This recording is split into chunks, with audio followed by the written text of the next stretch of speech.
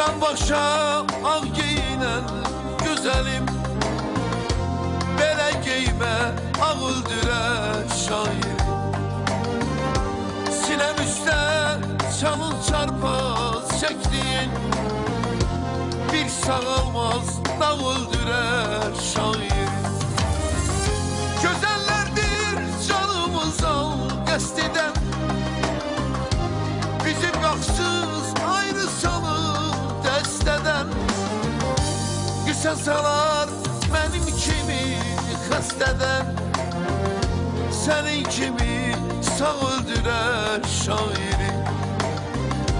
Qısasalar mənim kimi xəstədən, sənin kimi sağ öldürər şairi. Ay öldürer, bay öldürer şairi.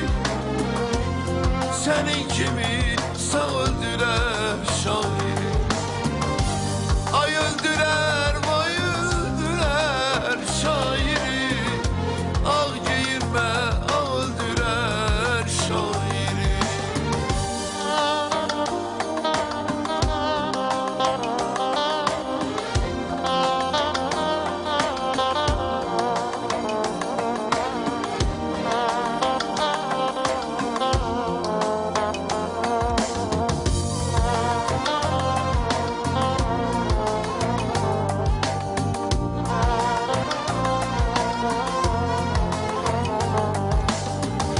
Al yanaklar çiğne basmış reçeymiş.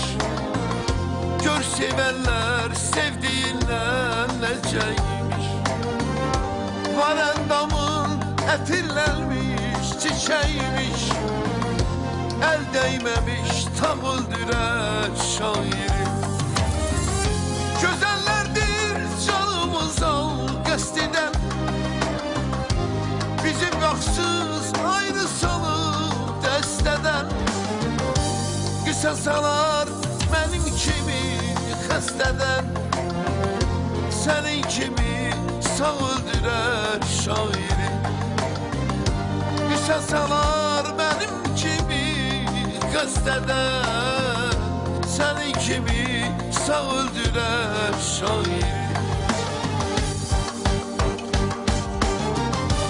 Ay öldürer, bay öldürer şairi. Belə giyme, ağ öldürer şairi. Ay öldürer, bay öldürer şairi. Belə giyme, ağ öldürer şairi. Dünya heçtir, hak dünyası olmasa, güzellerin safı, xası olmasa, Zəlmxanın hak sevdası olmasa, devran keser, çağ öldürer şairi. Devran keser, çağ öldürer şairi.